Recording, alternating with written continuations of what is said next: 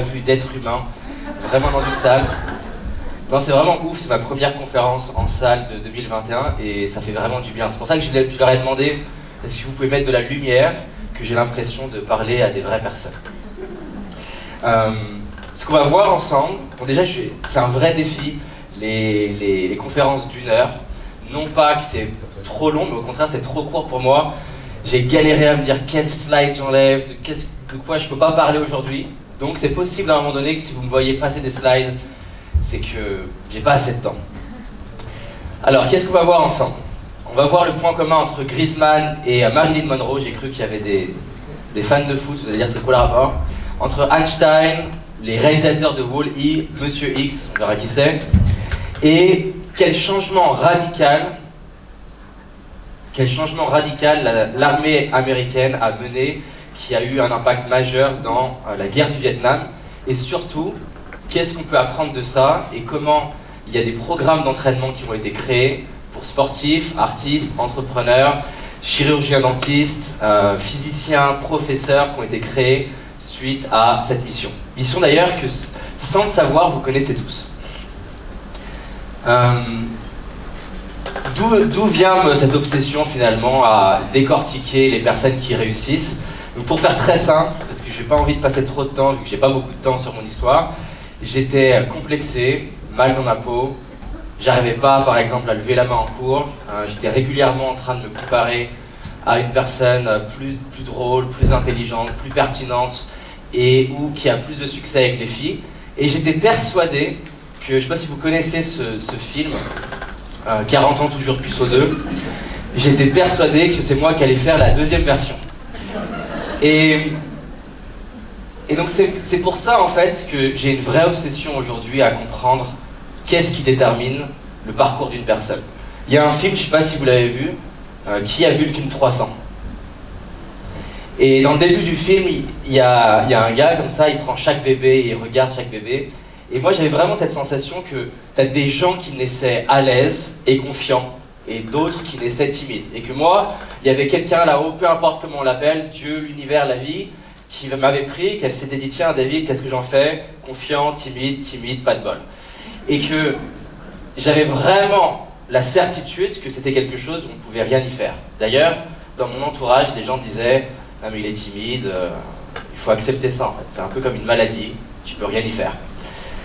Et donc ça a créé une véritable obsession chez moi de me demander, est-ce que la réussite c'est une question de gène, ou est-ce qu'il y a d'autres paramètres qui rentrent en jeu? Alors dans les dernières années, je suis allé à la rencontre de plein de types de personnes différentes, certaines connues, d'autres pas connues, que ce soit des négociateurs au GIGN, des sportifs de haut niveau, des champions olympiques, que ce soit français ou américains, footballeurs américains, basketteurs, des entraîneurs, des chercheurs scientifiques, des entrepreneurs. Et à chaque fois, ce que j'essaie de faire, c'est de rentrer dans leur tête et d'essayer de comprendre. Ce qui me fascine le plus, c'est pas ceux qui ont eu la trajectoire la plus facile. Ce qui me fascine le plus, c'est ceux où en apparence on se disait c'est mort, justement pas de bol, et il y a un bouquin de Jim Collins qui s'appelle Good to Great. Alors lui il n'a pas étudié des personnes mais finalement des entreprises. C'est cette idée de qu'est-ce qui s'est passé dans la tête de quelqu'un pour qu'il passe d'ordinaire, ou aller peut-être bon, à juste exceptionnel. Et de toutes ces recherches, là, depuis 2 ans, j'ai 2 personnes dans l'équipe qui sont des chercheurs scientifiques et qui m'aident justement à documenter. Parce que l'idée, c'est qu'à chaque fois que je fais des interviews, je remplis une salle entière de post-it en cherchant qu'est-ce qu'il y a de commun avec cette personne-là, qu'est-ce qu'on retrouve chez cette personne-là. Et souvent, il y a des contradictions parce qu'il y en a une qui visualise, l'autre ne visualise pas, l'une médite, l'autre ne médite pas. Et donc, j'ai 2 chercheurs aujourd'hui qui m'aident. Et aujourd'hui, ce que je me suis dit, même si c'est comme un vrai défi, ça fait déjà 5 minutes, c'est si je pouvais partager 4 choses, ça serait quoi? 4 choses que j'aimerais transmettre à mes enfants, et 4 choses que j'aurais tellement aimé qu'on me transmette quand j'avais 18 ans, et que j'avais des pensées de suicide, et que j'étais persuadé qu'on ne pouvait rien changer. Est-ce que ça vous va déjà comme programme? Oula, c'est pas terrible ça. Est-ce que ça vous va comme programme? Alors j'aimerais vous poser une question, parce que tout à l'heure on en parlait avec Philippe, je pense que c'est un métier de relation. Si on voulait juste le faire sans relation, on le ferait qu'en vidéo. J'aimerais qu'on s'arrête 30 secondes, parce que pour moi vous êtes bien meilleur que moi dans votre métier, dans votre expertise. Et j'aimerais que vous retrouviez, si vous voulez, un moment dans votre métier d'agent où vous avez vraiment performé et où, de base, c'était pas gagné. Une vente qui était complexe et vous avez réussi à l'amener jusqu'au bout. Je vous laisse 15 secondes. Trouvez-moi comme ça, à un moment de votre vie, vous avez été vraiment performant, mais c'était pas gagné. Et en la retrouvant, la question que je vous pose, c'est, selon vous, qu'est-ce qui a rendu ça possible? Qu'est-ce qui a rendu cette vente compliquée et qui vous a permis de la transformer? Donc c'est une vraie question, hein, vous pouvez vous la poser. Je vois des gens qui attendent.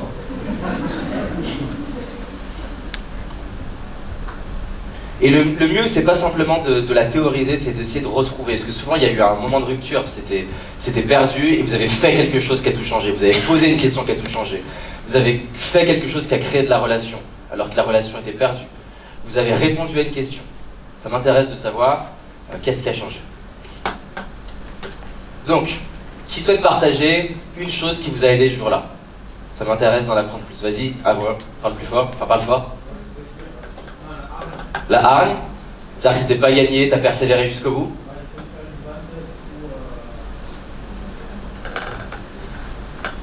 C'est la vente que tu viens de faire là, en janvier. En janvier. On peut l'applaudir? D'autres choses? Qu'est-ce qui a créé la réussite Ça m'intéresse d'être en relation avec vous, je veux vous servir au maximum. Donc plus vous êtes en relation avec moi, plus ce sera facile de vous servir. Vas-y. La patience. Wow, t'as mis 1 an à créer cette vente.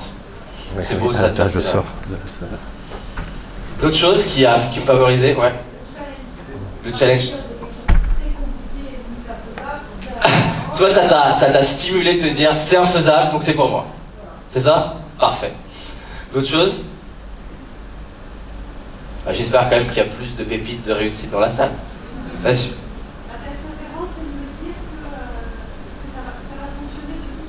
Ça va fonctionner de toute façon. Et ça, c'est quelque chose que tu te verbalises à toi-même, tu te l'es dit dans ta tête. Ok. Vas-y. Quand c'est trop simple, ça te convient pas. Donc à peu près la même chose finalement, ce côté, c'est un challenge, ça t'a motivé. Est-ce que ça, c'est quelque chose que beaucoup retrouvent aussi, ce côté transformer le challenge en un défi perso? À qui ça parle? Ok. D'autres choses? Vas-y. Visualiser pour toi l'émotion de la réussite, ça t'imaginer en train de réussir et comment tu te sens dans cette réussite, c'est ça? Est-ce qu'il y a d'autres personnes qui utilisent ce genre d'approche? Levez la main, ok, top. Allez, encore une dernière chose, qu'est-ce qui a fait la réussite? Vas-y. La prise de recul, c'est-à-dire? Un moment de pause dans la relation?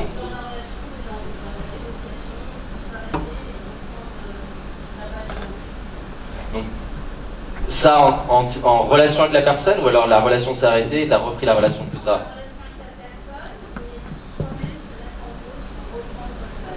Revenir sur les fondamentaux avec une pause. Ok, top. Et à l'inverse, j'aimerais que vous pensiez à une vente, vous n'avez pas réussi à la mener jusqu'au bout, et si vous êtes sincère avec vous-même, vous auriez pu. Et ce qui va m'intéresser là, c'est, selon vous, qu'est-ce qui vous a manqué ce jour-là? Et qu'est-ce qui vous manquerait aujourd'hui? Parce qu'il y a un truc qui m'a fasciné, on va en parler dans la présentation, c'est que les personnes qui se posent souvent le plus la question de comment j'aurais pu faire mieux, à votre avis, est-ce que c'est les plus nuls, les moyens ou les plus exceptionnels? Les plus exceptionnels. Et c'est un truc qui est intéressant parce que moi-même je l'ai vécu plein de fois, un peu cette crise d'ego de je suis bon donc j'ai pas besoin de me poser cette question-là. Et là je vous pose la question justement en partant du postulat que vous êtes excellent et qu'on peut aller chercher ce millimètre qui fait la différence. La fois où potentiellement vous êtes passé à côté de l'opportunité, selon vous c'est quoi qui vous a manqué ce jour-là?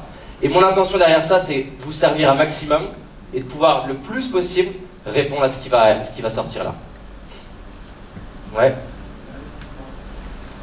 Alors, l'investissement, c'est-à-dire qu'il y ait assez de budget? Toi, de t'investir plus dans la vente. Tu sens que tu n'as pas donné le max dans cette vente-là. C'est trop tard pour celle-ci. Mais en tout cas, pas pour les suivantes. Et encore, c'est trop tard, on voit que ça peut prendre 1 an. Ok, d'autres choses? Manquer de patience et d'empathie.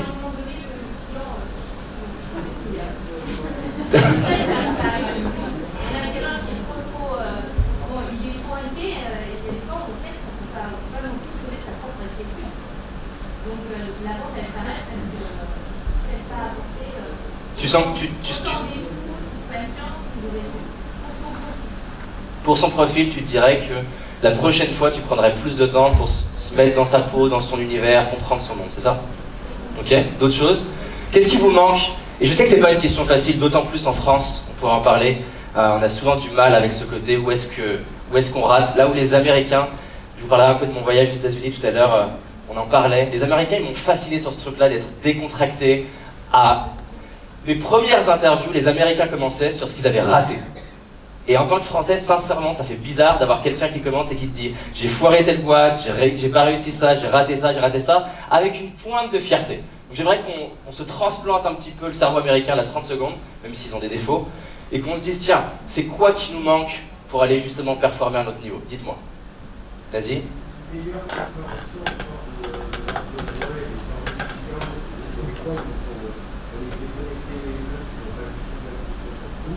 Donc ça recoupe un peu cette empathie, mieux comprendre la personne. Ok? La gestion de tes émotions à toi? Ok?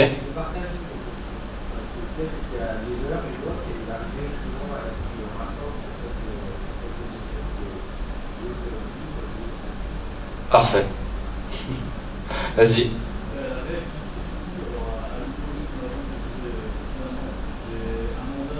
Alors, juste courte, vu que tout le monde t'entend pas, ça me permet juste de reformuler, tu me dis une cour et je peux la répéter.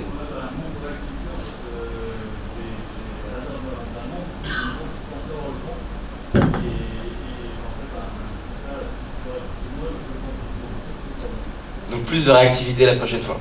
Et tu sens avec du recul que tu aurais pu identifier ça en amont, qu'il y avait besoin de réactivité? Ok, donc plus prendre le temps de découvrir son projet pour identifier, tiens là il y a un vrai facteur de réactivité. Il y a de la concurrence, ok top. Encore 2-3 choses, vas-y. Trop d'empathie dans ton cas. Pas assez de fermeté, pas assez prendre le lead, pas assez amener jusqu'au bout l'avance, c'est ça? Ok. Vas-y. Ton énergie? L'énergie de comme m'arrêter alors que je sais que je pourrais aller plus loin et pas avoir le courage d'aller plus loin en fait. Ok, pas avoir le courage d'aller jusqu'au bout.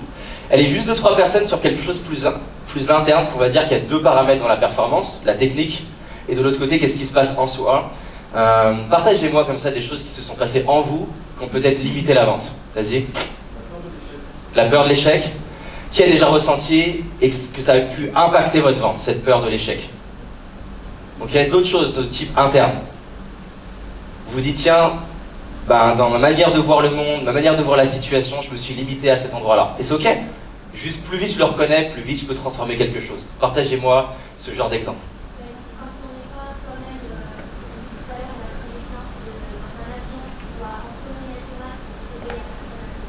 Ça fait quoi, ils n'entendent pas?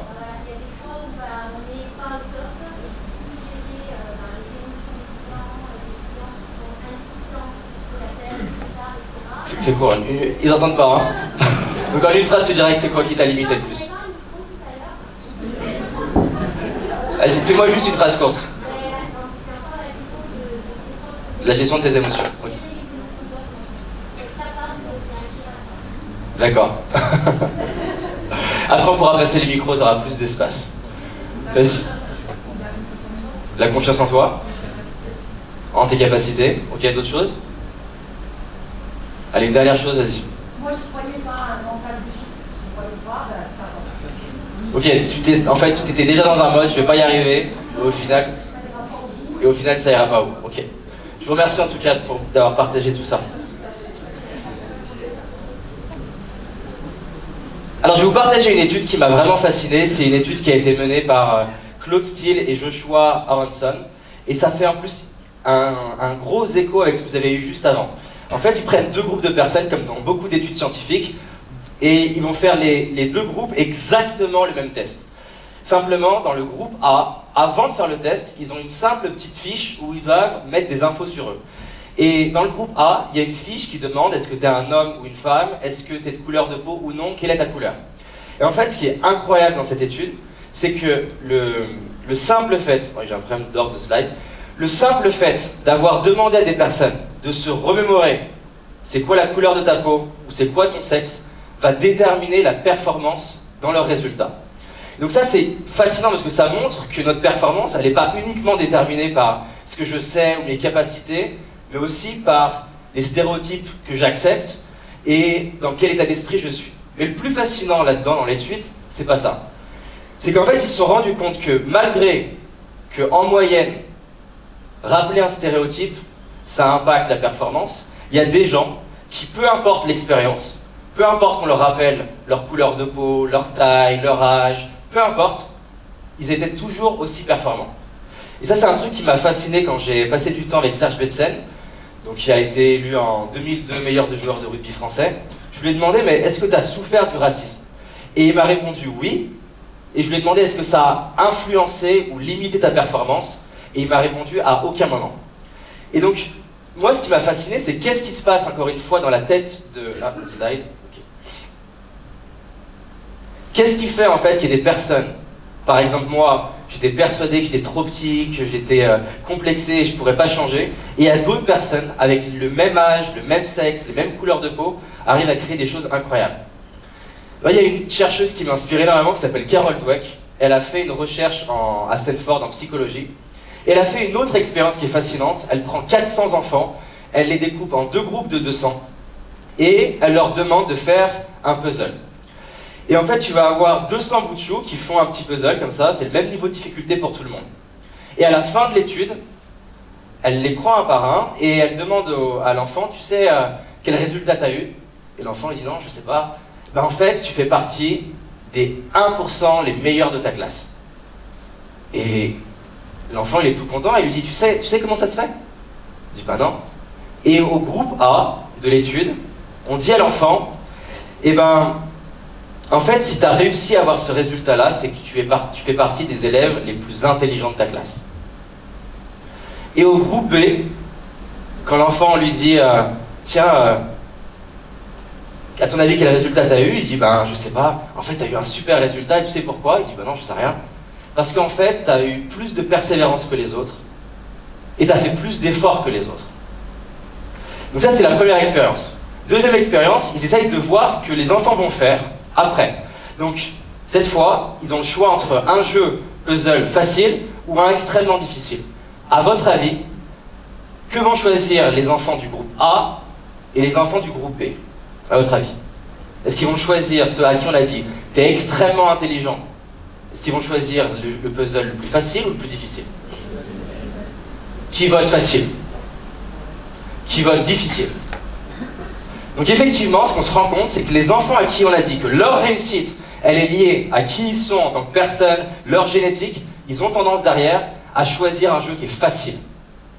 A l'inverse, les enfants à qui on a dit ta réussite, elle est liée à ta persévérance, ils ont tendance à choisir le jeu le plus complexe. Mais le plus fascinant, il n'est pas là. Le plus fascinant, c'est qu'on va demander aux enfants de faire des jeux de plus en plus difficiles. Et ensuite, on regarde pas seulement leurs résultats, mais on regarde combien de temps ils jouent, et on regarde aussi à quel point ils prennent du plaisir dans le jeu. Ceux à qui on a dit que la réussite, elle était liée à leur génétique, à leur intelligence, à leur QI, ils ont tendance à s'ennuyer rapidement. Dès que ça devient difficile, ils abandonnent. Et ils ont tendance à dire que finalement, c'était pas très drôle. Ceux à qui on a dit que finalement leur réussite, elle est liée au fait d'essayer des nouvelles choses, de persévérer, de faire des efforts, ils ont tendance à prendre du plaisir, vouloir les jeux les plus difficiles, et en plus de ça, avoir un meilleur résultat. Donc Carol Dweck, elle a passé 30 ans de sa vie à étudier sportif de haut niveau, entrepreneur, artiste, pour se rendre compte que finalement on pouvait scinder la performance des gens en 2 groupes. Ceux qui ont ce qu'elle a appelé en anglais fixed mindset, un mindset qui est figé, c'est-à-dire en gros, ma performance détermine qui je suis. Moi par exemple, pourquoi en fait j'étais mal dans ma peau? Parce que ne pas savoir faire rire ma classe, ça voulait dire je suis une merde. Ne pas savoir aborder une fille et être à l'aise, ça voulait dire je suis une merde.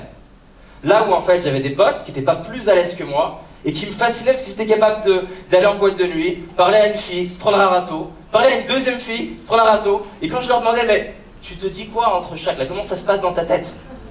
Et en fait dans sa tête, entre 2 nanas, c'est soit la nana qui n'a pas compris, soit qu'en fait il est en train de s'échauffer, soit qu'en fait avec la persévérance ça va le faire, et qui se dit profondément, en fait, la nana qui va dire oui ce soir, elle va être chanceuse. Et ça me fascinait de voir le mindset de la personne en fait. Et de voir que, alors j'ai fait des expériences comme ça, à sortir seul en boîte de nuit, donner le défi d'aborder 50% de la boîte de nuit en leur demandant, tiens j'ai perdu un défi, je peux vous dire bonjour. Et le simple fait que, par exemple, il y a la moitié de la boîte de nuit qui me connaissent, et vu que la plupart des gens, en fait, on n'est pas à l'aise, contrairement au masque qu'on présente, du coup, ce qui se passait, c'est que l'autre moitié de la boîte de nuit, dès que je passais à côté d'eux, ils me faisaient un signe de la main. Et en fait, t'avais les gens qui pensaient que j'étais une célébrité, ou une star, ou je sais pas quoi, et c'était fou comment cette expérience, non seulement m'ouvrait plein d'opportunités, mais derrière, je commençais à créer la croyance que finalement, et ça c'était guérisseur pour moi, peut-être que ma timidité, c'est pas une maladie, c'est un truc que je peux changer. Donc Carol Dweck, elle a une influence de dingue sur beaucoup de personnes aujourd'hui. Et il y a d'autres études qui ont été faites où finalement, je vous lis ça déjà. Fixed mindset, c'est tu crois que tes qualités, tes aptitudes et ta personnalité sont déterminées à ta naissance. En gros, il y a des gens talentueux, d'autres non. Est-ce que vous avez déjà entendu dans la vente, il y a des gens qui sont charismatiques et d'autres non? Qui a déjà entendu ce genre de phrase? Et en fait, on se rend compte que c'est surtout ce qui se passe ici qui détermine l'outcome, comment on dit, je fais mon Van Damme là, le résultat. Et que, à l'inverse, dans un mindset de croissance, tu es persuadé que oui, tu peux foirer, tu peux ne pas avoir des résultats, tu peux être nul, mais que si tu continues d'apprendre, de faire des choses différentes, au bout d'un moment, tu vas y arriver. Et bon, ça, je pourrais vous le montrer tout à l'heure. Il y a une troisième étude là que je cherche depuis tout à l'heure, qui est dans mes slides quelque part. Non, c'est pas celle-ci. Non, ça c'est fascinant. J'ai accompagné un grand joueur de poker français et il m'a dit un truc que j'ai vraiment adoré. Il m'a dit, tu vois, ce qui fait la réussite au poker, c'est pas les mains qu'on me donne. C'est-à-dire que sur une partie, si on me donne des super mains, effectivement, j'ai plus de chances de gagner. Si on me donne des mains pourries, plus de chances de perdre. Mais ce qui fait un grand joueur de poker par rapport finalement à un médiocre, sur le long terme, c'est qu'est-ce que je vais faire des mains qui me sont offertes. Et surtout, qu'est-ce qui va se passer dans ma tête au moment où je découvre que j'ai des mains pourries? Ou à l'inverse, qu'est-ce qui va se passer dans ma tête quand je découvre que j'ai des super mains? Parce qu'être persuadé que tu vas gagner, parfois, c'est ton plus gros problème. Par exemple, Agassi a perdu contre Pete Sampras parce qu'il s'est dit, Pete Sampras, c'est une merde, il était encore jeune, et finalement il ne s'est pas préparé. Et du coup, c'est une des plus belles leçons de sa vie de se dire, oula, être trop confiant, parfois, ça peut être un problème. Donc je pense que je vais tomber sur l'étude que je cherche depuis tout à l'heure, ça va juste après. Non. Ok. Il y a une troisième étude, je sais pas où elle est dans mes slides, où, c'est juste après en fait, c'est ça, qui a été faite par Joseph Martocchio. Et là, la question auquel ils ont essayé de répondre, c'est ok, c'est bien, il y a des gens qui ont un mindset de croissance et d'autres qui ont un mindset qui est figé. Sauf que plein de gens, dont je faisais partie en mindset figé, se disent ouais, mais en fait, tu as des gens qui naissent avec un mindset figé et d'autres qui naissent avec un mindset de croissance. Et lui, il a essayé de faire un truc très simple. Les gens vont devoir apprendre un truc sur l'ordi qui n'est pas très complexe, mais qui, si tu l'as jamais fait, c'est difficile. Et à 50% des gens, on leur dit, voilà, tu vas apprendre un nouveau truc sur l'ordi, mais sache que ta réussite, elle est grandement déterminée par tes talents, ton talent, ta capacité, ton QI. Et à 50%, on dit, en fait, on va faire un petit test, tu verras, c'est un peu complexe, mais tu peux le faire. Et ta réussite, elle est surtout déterminée à combien de temps tu continues à persévérer.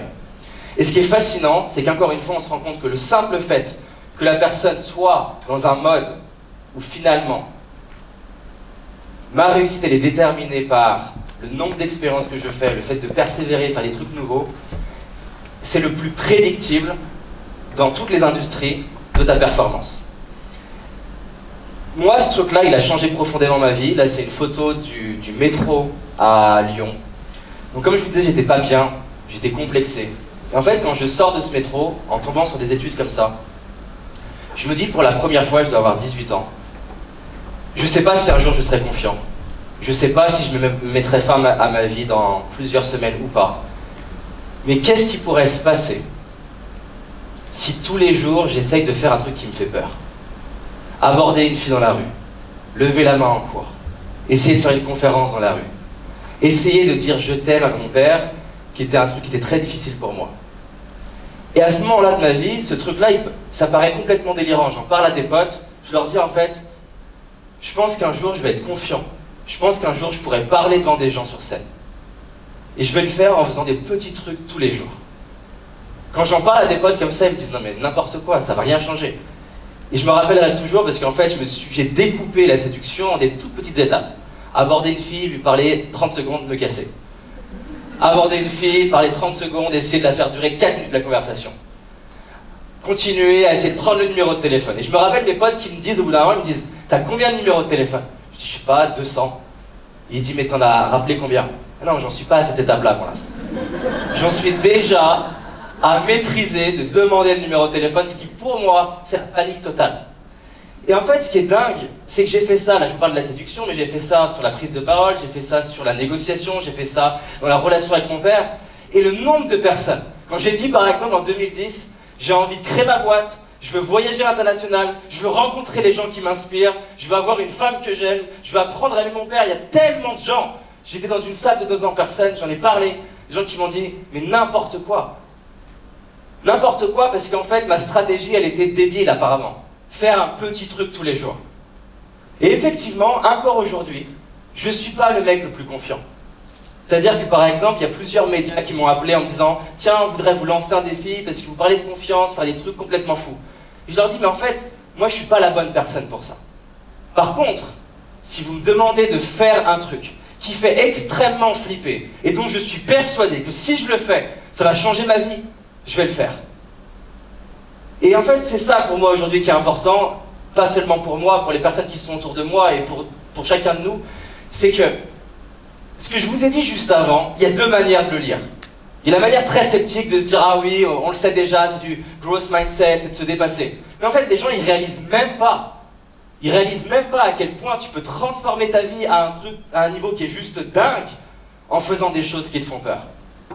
J'aimerais vous parler comme ça de ce truc-là. En 2013, je me dis, ok, c'est quoi le prochain défi? T'as levé la main en cours, t'as abordé des filles, t'as dit je t'aime à ton père, c'est quoi la prochaine étape? Je me dis, je veux aller aux États-Unis et rencontrer des gens qui m'inspirent.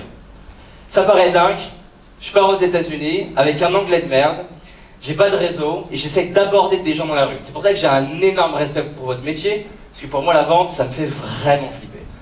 Et donc j'aborde des gens dans la rue en essayant de repérer des gens qui pourraient être intéressants à interviewer. Je me prends à nouveau, cette fois c'est pas de la séduction, mais à nouveau plein de râteaux. J'aborde des gens sur LinkedIn, je leur parle, et au bout d'un moment il y a un mec, j'ai plus de timer en fait, hein, si tu peux me le réactiver. Au bout d'un moment il y a un mec qui sort de nulle part et qui va m'aider à rencontrer ce gars-là. Ce gars-là c'est Seth Godin, aux États-Unis c'est un peu le pape du marketing. Avec ma chérie on va à New York, on va chez lui, c'est un truc de malade. J'ai 21 ans, je fais une interview avec quelqu'un où quand je dis son nom aux gens aux États-Unis, les gens me disent sérieux? T'as réussi à l'avoir? Moi, il m'a refusé. Le président de Success Magazine, Darren Hardy, il hallucine quand je lui dis que j'ai réussi à avoir ce gars-là. Je fais l'interview avec lui. Le mec, vu que c'est un anglais qui a l'habitude de parler sur scène, il raconte plein de blagues. Sauf que moi, j'ai un anglais de merde, et qu'en fait, toutes les 3 phrases, il sort une blague que je ne comprends pas. Et donc, c'est hyper douloureux comme moment, ce qui fait que je me mets à créer une stratégie qui est de rigoler dans le doute. C'est-à-dire qu'en fait, toutes les 3 phrases, je sors des rires qui font pas très sincères parce que je comprends rien à ce qu'il raconte. D'ailleurs, l'interview c'est drôle parce qu'on l'a diffusée, on a plein de commentaires comme ça. Super interview du côté de l'interviewé, pas moi, c'est Seth Godin. J'ai beaucoup appris, mais si j'entends encore ce Frenchy boy pouffer de rire comme une fillette, 3 petits points. Parce qu'en fait, je comprends pas ce qu'il raconte. On finit l'interview. La première phrase qu'il me dit, c'est quand ton train? Sous-entendu, ça serait bien que tu partes. J'arrive à la gare, et là je réalise que j'ai réalisé en apparence au papier un truc de dingue, mais j'ai foiré. Je me sens pas bien en fait. Je me dis, putain, j'ai une opportunité de dingue, et j'ai pas réussi à être bon ce jour-là. Ce truc qui semble un échec, va faire qu'il y ait des gens qui, même si j'ai foiré, se disent, mais c'est un truc de malade, il a 21 ans, il est parti aux États-Unis, il a eu le courage de faire ça, sur son argent, sans aucun... Les gens me disaient, c'est quoi ton business model? J'avais aucun business model. Mais ce truc-là a généré d'autres opportunités. On se met à rencontrer un gars vers le Texas et il me dit qu'il y a un événement privé où je ne suis pas invité à San Diego. Et vu que j'ai un parcours d'informatique, je trouve l'adresse. Avec ma chérie, on y va, je ne suis pas invité. Hein. Et j'y vais, j'essaye de m'incruster.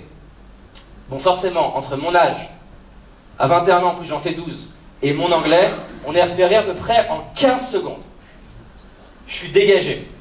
Je suis sur le parking et je me rends compte que je me suis grillé de toute la liste des gens que je m'étais dit qu'un jour je rêverais d'interviewer. Je suis sur le parking, je pleure, je suis pas bien. Et là je me dis putain mais énorme échec. Du coup, le lendemain, je me dis non mais je peux pas arrêter là, donc je reviens. Et cette fois j'obtiens une interview avec John Gray, qui est un peu une légende aux États-Unis, il a fait un best-seller en termes de livres.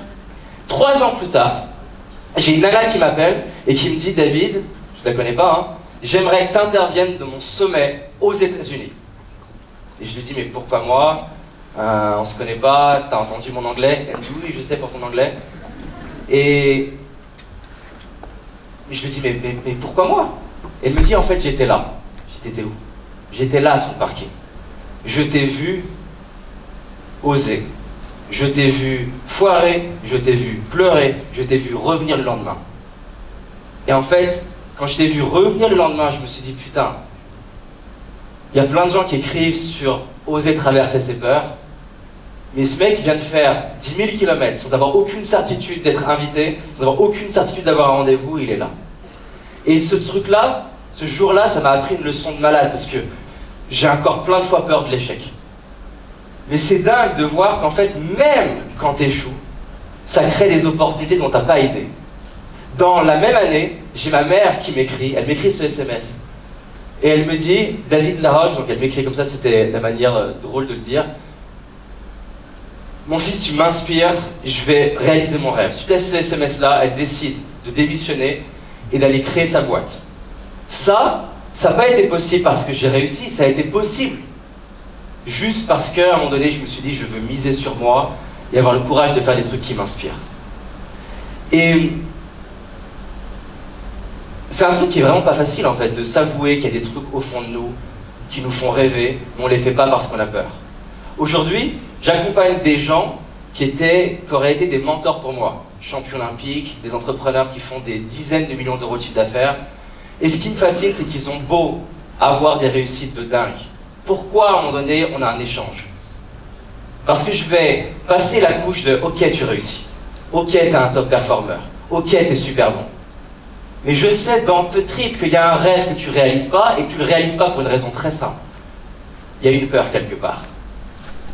Mais en public, ils vont pas avoir ce genre de conversation parce qu'on aime bien, moi-même, hein, poser le masque de « C'est bon, je réussis, j'ai rien à apprendre. » Et en fait, en venant ici, je me suis dit si je pouvais contribuer à la vie d'au moins une personne, de se dire tiens, c'est quoi votre rêve, le rêve qui est dans vos tripes, qui vous fait vraiment vibrer et que vous ne réalisez pas peut-être parce que vous n'osez pas aller chercher le genre de personnes dont vous avez besoin. Écrire au genre de personnes qui vous font vraiment rêver. Oser avoir une approche commerciale qui est différente.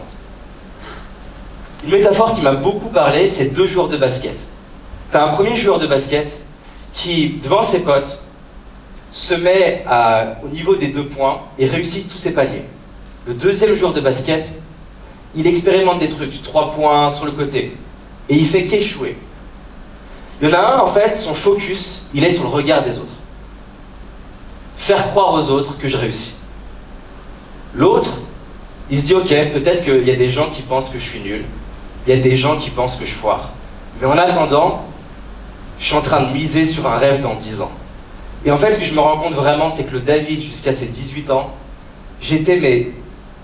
ma vie, elle était basée sur obtenir la validation des autres. J'osais pas faire des choses par peur d'échouer, parce que justement, en fixed mindset, échouer, ça veut dire que t'es nul. J'osais pas aller contacter, par exemple, le fondateur de Success Magazine. Là, on est en contact avec Richard Branson. Je n'osais pas faire ce genre de truc parce que je me disais, et si j'échoue? Et si je suis ridicule devant ma famille? Et si je suis ridicule devant des potes? Quand j'ai commencé à faire mes vidéos, il y a une copine, l'ex-copine plutôt, d'un pote, qui à chaque fois que je sortais une vidéo, prenait ma vidéo et la diffusait sur son réseau et disait, tiens, une nouvelle vidéo du débile. C'était très agréable. Mais en fait, ce genre de truc, c'est tellement une opportunité de dingue d'apprendre sur toi. Parce qu'au moment où tu es à l'aise, à foirer, à rater, qu'il y ait plein de gens qui pensent qu'en fait tu vas jamais y arriver, tu vis une liberté qui est juste dingue. Et c'est ça que j'adorerais dire au David de 18 ans s'il était là. Mais arrête de construire ta vie par rapport à ce que ton père va penser, ton voisin va penser, les gens vont penser. Et cette idée de, au dernier jour de ta vie, tu es face à toi, tu es face à ton miroir, qu'est-ce que tu as envie de te dire? Tu as envie de te dire, tu es passé à côté de tel projet et tel rêve pour faire comme ce joueur de basket A, qui est addict à avoir la validation dans les yeux de l'autre, ah oui, t'es quelqu'un qui réussit, ou est-ce que tu veux aller construire la vie qui t'inspire vraiment profondément toi? Et ça, c'est un truc dont j'avais envie de vous parler, c'est, et si on était vraiment à l'aise au fait de rater, au fait d'échouer? Et si même on pouvait imaginer qu'ensemble, là, on puisse célébrer la prochaine fois qu'on a raté parce qu'on a testé quelque chose de nouveau? À qui ça parlerait sincèrement? De pouvoir être décontracté et à l'aise. Regarde, c'est super intéressant. Je vois le premier réflexe qu'on peut avoir, c'est de regarder autour de nous. C'est fascinant ce truc-là. Je lève la main en fonction de si mes voisins lèvent la main. Est-ce qu'on va avoir des performances de malade si on regarde autour de nous, est-ce que les autres le font ou pas? Le mec qui a décidé là par exemple d'aller nettoyer les océans, à votre avis, est-ce qu'il a attendu que les autres lui disent « Vas-y, c'est une super idée ». Philippe qui m'inspire énormément, est-ce qu'il a attendu que les gens lui disent « Non mais t'as les conditions parfaites pour réussir ». Non.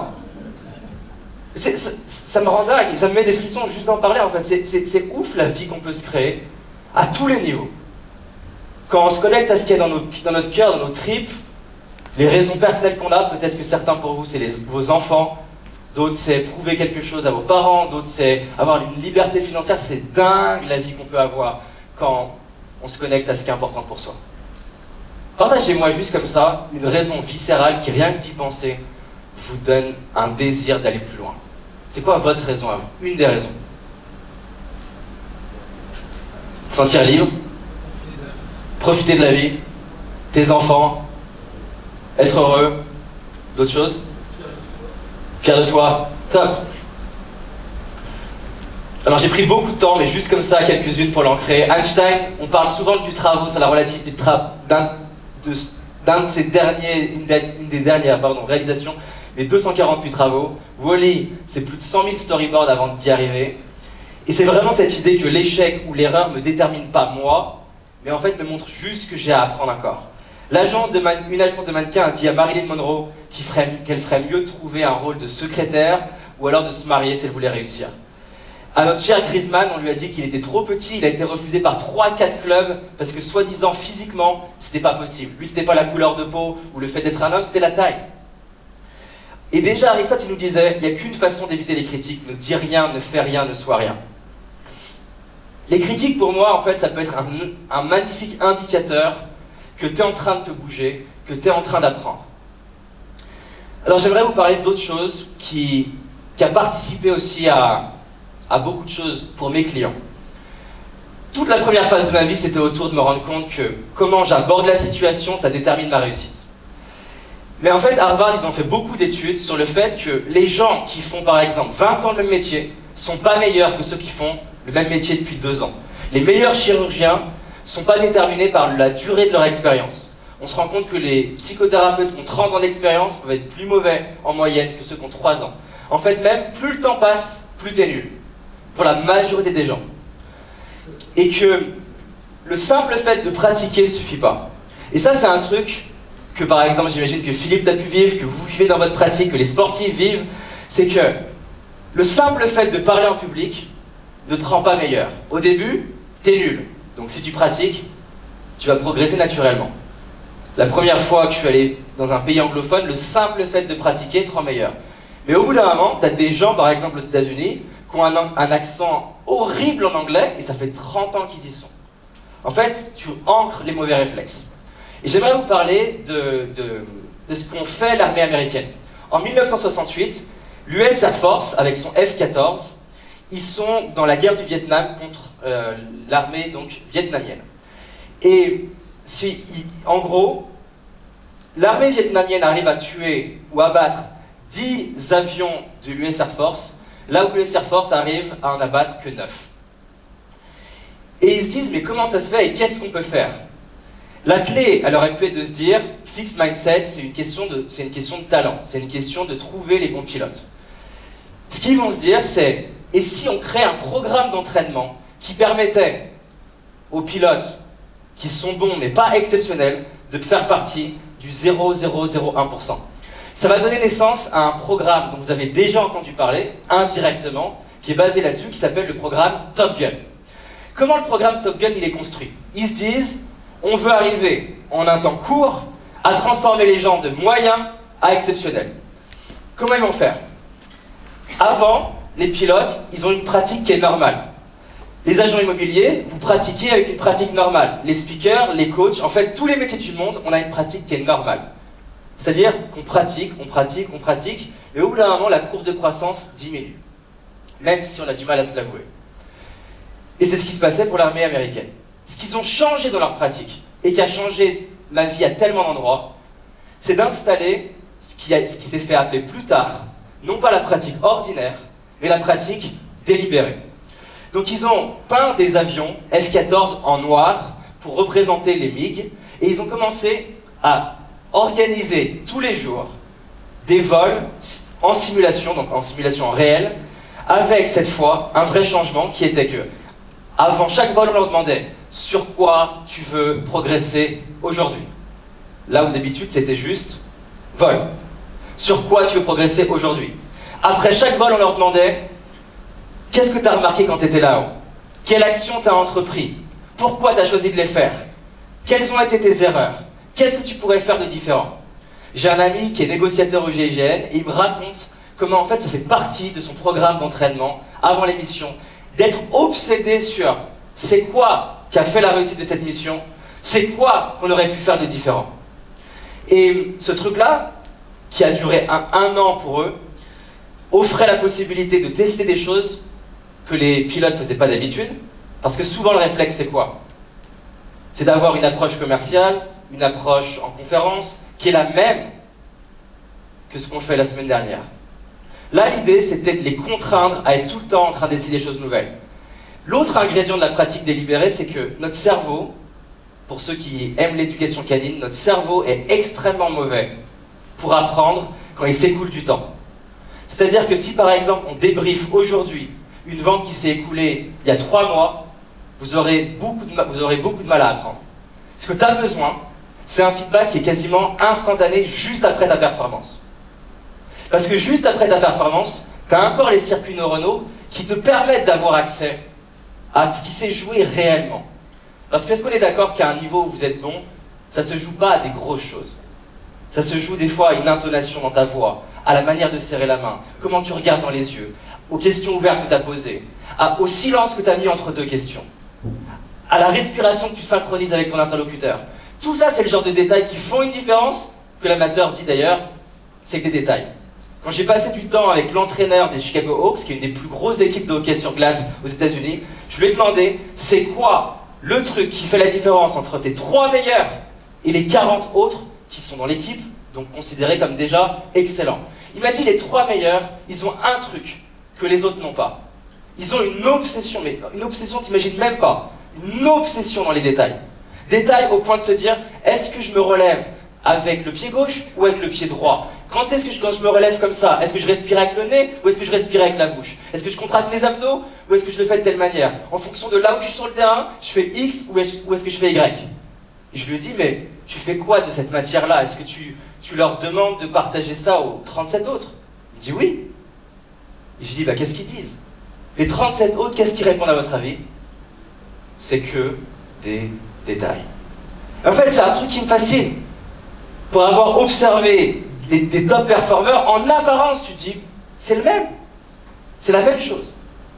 Mais il y a une obsession, si on prend la communication, il y a une obsession dans le ton de la voix, dans la manière de poser la question, dans juste la manière de respirer juste avant. Et cette obsession fait qu'en fait, après 3 ans, il n'y a pas beaucoup de différence.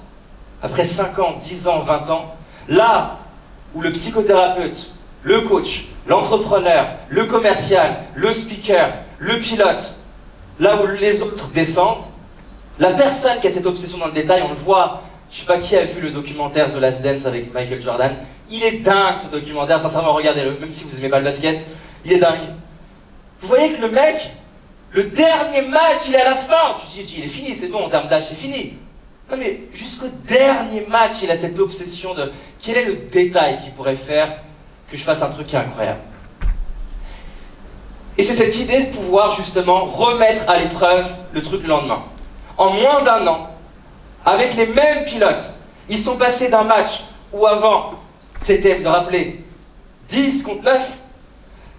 En moins d'un an, les pilotes arrivaient justement, donc les pilotes américains abattaient 12,5 en moyenne, 12,5 avions russes contre 1 pour l'armée du Vietnam. Et ça m'a vraiment fasciné. Il y a un type qui malheureusement est décédé, c'est un héros qui s'appelle Anders Ericsson, qui est un chercheur, qui a dédié 30 ans de sa vie aussi à étudier les top performers. Dans les échecs, le piano, le sport, l'entrepreneuriat, la communication. Et ce gars, il a développé une méthode qui s'appelle la pratique délibérée, dont je ne vais pas vous parler en détail là, parce que ça prendrait trop de temps, qui consiste en 3 étapes. Mais déjà, juste pour voir que ce n'est pas qu'au niveau des pilotes. Ben Hogan, qui est un petit peu une légende avant Tiger Woods dans le golf, il avait une obsession à l'entraînement, là où les autres golfeurs, qu'est-ce qu'ils font? Ils se disent, je vais golfer. Lui, il ne se disait pas, je vais golfer. Il se disait, je vais pratiquer tel geste. Pendant une semaine. Vous voyez la différence ou pas? Par exemple, quand j'ai démarré la prise de parole, j'étais extrêmement pas à l'aise, j'arrivais pas à raconter des histoires, j'étais stressé à tous les niveaux. Si on m'avait demandé, David, voici la checklist des choses à maîtriser, est-ce que j'aurais pu le faire? Non. Par contre, de me dire, en découvrant cette méthode, cette semaine, tu fais qu'une seule chose, David. Des silences. Alors, ça donne une conférence pas terrible. Et surtout que tu maîtrises pas bien tes silences. La semaine d'après, tu fais que des histoires. Et c'est pas grave si tes silences sont nuls, si l'intro elle est nulle, des histoires. La semaine d'après, tu vas essayer de regarder des gens dans les yeux. Parce que pour moi, jusqu'à mes 21 ans, regarder quelqu'un dans les yeux, c'est la terreur. Quand mon père me parle, je regarde tout le temps ailleurs. Et j'ai passé des semaines à juste m'entraîner à regarder dans les yeux. Pendant que mes potes, pas tous, se disaient, mais c'est quoi cette technique pourrie? Tu penses vraiment que tu vas changer ta vie? Tu penses vraiment que tu vas changer tes finances avec un truc si petit? Mais t'imagines même pas. Alors les premières années, j'avais pas le courage de leur dire ça. Mais quand j'ai commencé à voir que mes notes à l'oral se transformaient, que j'arrivais à avoir les jobs de mes rêves, rencontrer les gens qui m'inspiraient, mes finances ont explosé, j'ai commencé à avoir l'assurance de leur dire, ok, parle, parle! On se donne rendez-vous dans 10 ans. Et c'est vraiment ce truc-là qui m'inspire. C'est dingue à quel point on peut changer. J'aimerais tellement, en fait, pouvoir retrouver le David de 15 ans et lui dire, écoute, tu peux être nul dans tout ce que tu veux. Mais si tous les jours, tu fais un petit truc différent, tu t'entraînes, tu progresses un petit peu, t'imagines même pas qui tu peux devenir. À mes 15 ans, on m'aurait demandé, c'est quoi, si tout est possible. Je rêvais d'avoir une copine, même pas une que j'aime. Juste une copine. Je rêvais d'être un peu plus à l'aise avec mon père. Je rêvais même pas, c'était impossible d'imaginer qu'un jour j'arriverais à avoir de l'amour pour mon père. Dingue. J'aurais même pas imaginé le centième de la vie que j'ai aujourd'hui. Juste en faisant des tout petits trucs qui paraissent, c'est sûr, débiles. Et c'est, en fait, quand je suis venu, je disais à ma chérie, je disais, allez, tu fais cette conférence pour au moins une personne. S'il y a une personne dans la salle qui résonne avec ça, et qui, suite à la conférence, se dit, allez, je vais tester. Parce que, pourquoi j'aime pas les conférences? C'est pas mon format idéal.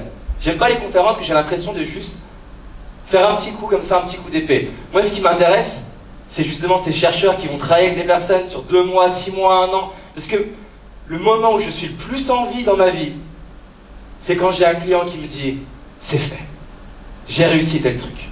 Quand je le vois changer. Quand je vois une femme qui, par exemple, a été violée, n'arrive pas à s'en remettre, transforme le truc. Quand je vois un sportif qui prend sa coupe dans les mains. Quand je vois un entrepreneur que j'accompagne qui atteint ses 10 millions d'euros de chiffre d'affaires ou plus. Moi, je vibre pour le résultat. Et s'il y a au moins une personne dans la salle, vous dites, ça me parle. Vous n'avez pas besoin que ça vous parle totalement. Mais il y a au moins un truc qui vous parle. Ça me ferait tellement kiffer. Qu'à la suite de l'intervention, vous dites, je vais prendre ce qui m'a parlé. Et je vais aller changer un truc dans ma vie. Alors ça peut être professionnellement, ça peut être en termes de couple, ça peut être en termes de sexualité, on va pas en parler aujourd'hui. J'ai testé la pratique délibérée, parce que j'étais tellement pas à l'aise. J'étais tellement pas à l'aise que du coup, j'avais des pannes, et j'ai été précoce, et tout le monde me disait, non mais précoce c'est une maladie, hein. Laisse tomber. Alors, on se rend compte, je vais pas en parler là, c'est pas le sujet de la conversation, même si c'est toujours un sujet qui intéresse, qu'on peut utiliser la pratique délibérée sur la sexualité. J'ai même partagé ma méthode, je vais pas parler de moi, c'est pas vous parler de moi, je vais partager ma stratégie avec un pote qui au début disait c'est bizarre ton truc quand même, qui a pratiqué cette méthode. Un an plus tard, il y avait des nanas qui attendaient dans mon école d'ingénieur, qui faisaient la queue pour expérimenter ce que ça pouvait donner avec mon pote. Tellement il y avait une légende qui s'était construite. Le même gars, un an plus tôt, disait « Moi, c'est 2 secondes. » 2 secondes étant la durée de sa performance. Donc c'est dingue. Quand je vous dis ça, c'est pas juste un truc que j'ai fait des recherches et je vous le recrache. Ça a changé ma vie et j'ai aidé des centaines de personnes à créer des trucs dans leur vie qu'ils n'imaginaient même pas. Est-ce que vous comprenez pourquoi ça m'inspirait s'il y a au moins une personne dans la salle qui le prend pour lui et qui change un truc? Qui ici, et surtout ne levez pas la main si c'est pas pour vous, qui ici se dit il y a au moins un truc qui m'a inspiré, un truc qui m'a touché et j'ai envie de me dépasser dans un des domaines de ma vie et expérimenter ce que ça pourrait donner? Gardez bien la main levée. En levant la main justement, ça pourrait donner quoi dans les 30 jours qui viennent? Je vous laisse réfléchir. Alors je vous ai parlé de la pratique délibérée, on va la résumer. Jiro Ono, qui est un grand chef au Japon, il est obsédé par la pratique délibérée. Ils apprennent l'art du sushi en faisant par exemple une semaine, ils apprennent juste à tenir la serviette. C'est frustrant, mais c'est une des meilleures écoles au monde. Donc ça c'est les 3 ingrédients de la pratique délibérée, enfin il y en a plus, mais si on simplifie, notez-le. Premier ingrédient de la pratique délibérée, j'identifie dans ma pratique 4 éléments. Si là, j'ai un champion olympique qui vient me voir, je m'en fous qu'il soit médaille d'or. Je vais lui demander, ok, on va découper ça en étapes. C'est quoi qui détermine pour toi un champion? On prend les caractéristiques, on le note sur 10, on en choisit 4 et on va se focaliser dessus. J'aimerais qu'on le fasse, j'ai pas beaucoup de temps, mais juste qu'on réfléchisse comme ça, vite fait. Ça serait quoi pour vous, individuellement, les 4 caractéristiques qui déterminent un champion de la vente en tant qu'agent? Ce serait quoi pour vous? À titre perso, parce que c'est différent pour chacun, hein. Les 4 caractéristiques qui déterminent un champion de la vente. Première étape. Deuxième étape, le focus. Je ne m'entraîne pas sur tout. Je dédie une semaine sur un détail que je veux maîtriser. Troisième étape, c'est hyper important, sans ça, il n'y a pas de pratique délibérée. Feedback immédiat. Idéalement, ça peut être un mentor. Deuxième possibilité, enregistrement vidéo. J'enregistrais mes audios quand j'abordais des filles dans la rue pour les débriefer. Parce que ça me permettait de voir l'écart qu'il y a entre ce que j'imaginais que j'avais raconté et comment je l'avais raconté et ce que j'avais fait. Et souvent, c'est un peu un grand écart. C'est très utile. Bon, c'est pas forcément légal dans la vente, je sais pas, mais c'est très utile que vous fassiez ça, d'observer. Alors ça fait mal à l'ego, hein. Tu dis putain, j'ai été bon, tu t'écoutes, tu fais oh putain, chier. Mais au moins tu progresses. Troisième possibilité, auto-feedback. C'est pas idéal, mais c'est déjà utile. J'arrête et je me demande comment faire mieux la prochaine fois. 99% des gens, dans la plupart des métiers, après une performance, ne se demandent pas comment progresser. Non. Et encore plus quand ils ont réussi. Parce que tu as ton ego qui te dit j'étais tellement bon, pourquoi je ferais mieux? Et quatrième possibilité, trinôme de croissance. Vous mettez en trinôme dans la salle et on met en place un défi de 30 jours.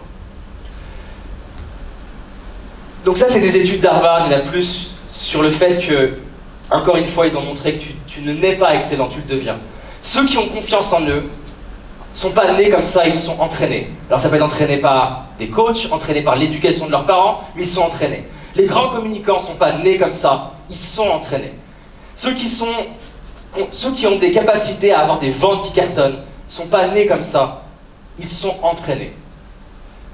Ce truc-là, je l'ai testé de plein de manières. Créer des conférences dans la rue qui m'ont amené à me dire un jour, je dis à ma mère, tiens, je vais faire un one-man show, je teste, je réserve la salle du Pasino Aix-en-Provence, 1400 personnes. Tout le monde me dit, mais t'es un malade. J'ai pas de spectacle écrit, je suis tellement stressé que la veille du spectacle, c'est ma chérie qui me dit, tu sais, demain t'as un spectacle. Je dis, oui, mais j'arrive pas à écrire. Donc on va l'écrire vite fait ensemble, j'ai tellement pas de spectacle que mon spectacle consiste, l'intro du spectacle, c'est désolé, j'ai pas écrit le spectacle, donc j'ai un PowerPoint, et les gens pensent que c'est une blague, mais réellement, j'ai pas de spectacle. Ce truc-là, à la fin, j'étais stressé, mais je suis allé au moins 45 fois aux toilettes.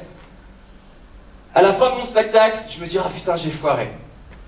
Mais de ce truc-là, il y a un gars qui vient me voir, que je connais bien, un ami entrepreneur, il me dit, David, t'étais pas très bon ce jour-là. Je dis, je sais.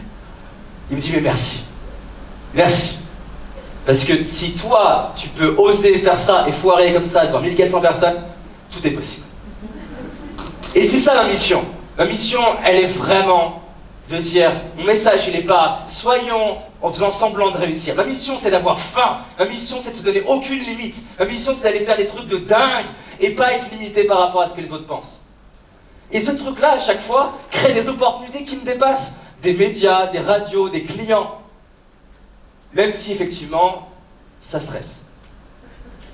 Alors, une autre chose dont j'avais envie de vous parler, que je vous ai parlé indirectement, j'ai peur de déranger, j'ai peur d'être ridicule, j'ai peur de rater, qui est souvent une peur qu'on a dans la vente. Un truc qui m'a énormément aidé, c'est qu'en fait, si j'étais stressé, c'est que souvent je focalisais sur moi. Est-ce que je vais être à la hauteur? Est-ce que je vais être bon? Est-ce que je parle bien? Est-ce que je suis beau? Est-ce que j'ai la bonne voix? Mais ce qu'on se rend compte chez les meilleurs vendeurs, et en fait qu'on se rend compte dans beaucoup d'endroits où il y a de la performance, c'est se focus sur l'autre. J'ai envie d'apporter quelque chose, je veux que la personne vive un beau moment, je veux créer quelque chose avec elle, au-delà de est-ce que je vais vendre aujourd'hui. Ce truc-là, il m'aide à faire des conférences quand je suis stressé, de me dire, justement, la conférence, elle n'est pas à propos de toi, en fait. La conférence, elle est pour une personne. Ce changement de focus, me fait respirer, me détendre, être tranquille, tout va bien. Donc ça, c'est un client qui a réussi à avoir c'était un rêve pour lui de travailler avec Ariane, et qui, en basculant dans le mode « je veux servir », c'est devenu possible. Et je voudrais terminer là-dessus. Jack Welch, qui est un des plus grands CEO de l'histoire, il est allé au Japon, il a été fasciné par une vraie histoire qui est comment on a créé les trains à haute vitesse. Et en fait, tout est parti d'un gars qui a dit « et si on créait le train le plus rapide du monde ?» Et quelques mois après, ils sont arrivés avec un train qui allait donc à 65 miles par heure. Et il leur a dit « mais en fait c'est top, mais et si on faisait 120 ?» Tous les ingénieurs du Japon ont dit « c'est mort, c'est pas possible, techniquement, scientifiquement, c'est pas possible. » Et il était tellement convaincu de ce truc-là que ça a mobilisé des ressources au Japon qui étaient dingues, et du coup, en 1964, ils vont réussir à créer le train le plus rapide de l'histoire. Quand Jack Welch entend ça, il se dit, mais en fait... Donc General Electric, à l'époque, c'est un peu le Apple. Hein. C'est une grosse boîte qui cartonne. Ils ont inventé ce que vous connaissez certainement, les Smart Goals, les objectifs SMART.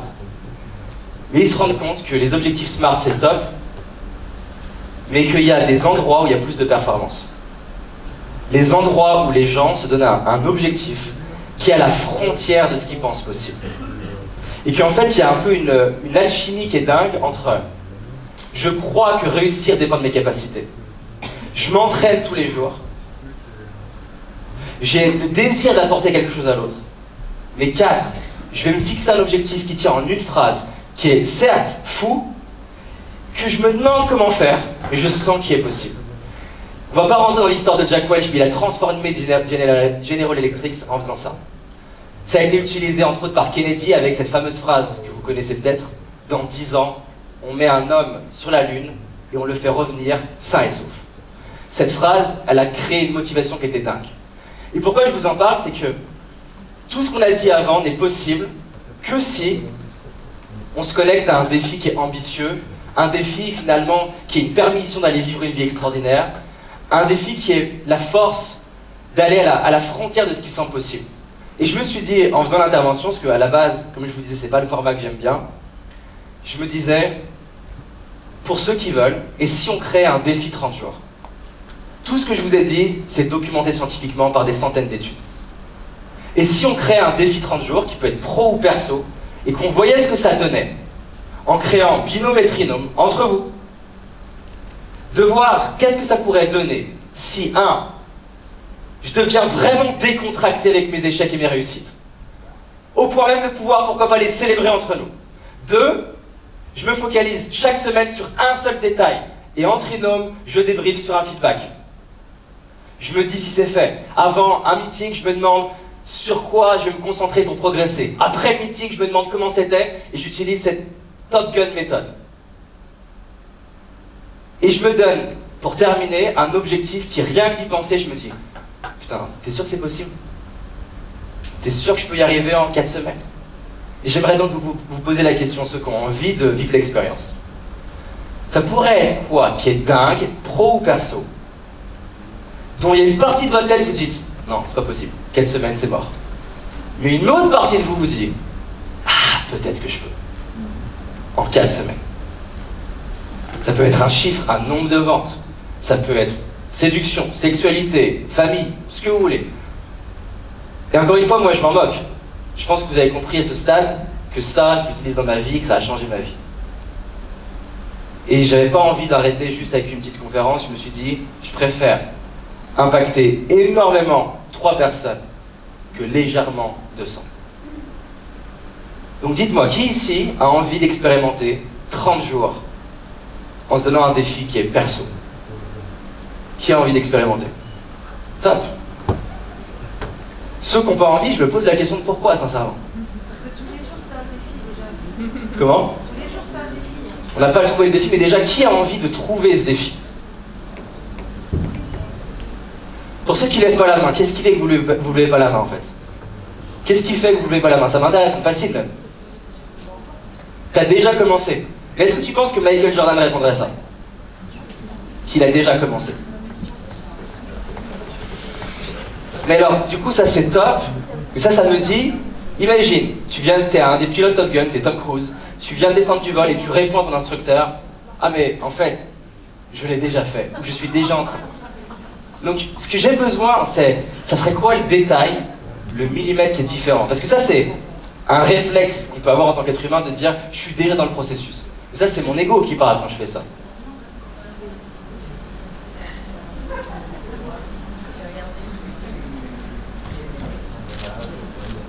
Donc tu as commencé avant, et c'est top. Déjà on peut l'applaudir. On peut l'applaudir.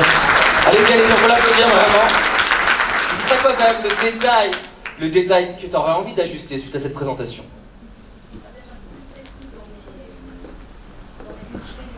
Plus précise dans le détail qui fait la différence. Ça c'est bon. Et je vais t'applaudir parce que ça je kiffe, tu vois. Ça c'est bon, ça me remplit. Moi je t'applaudis, c'est bon ça. Donc en tout cas pour clôturer, je sais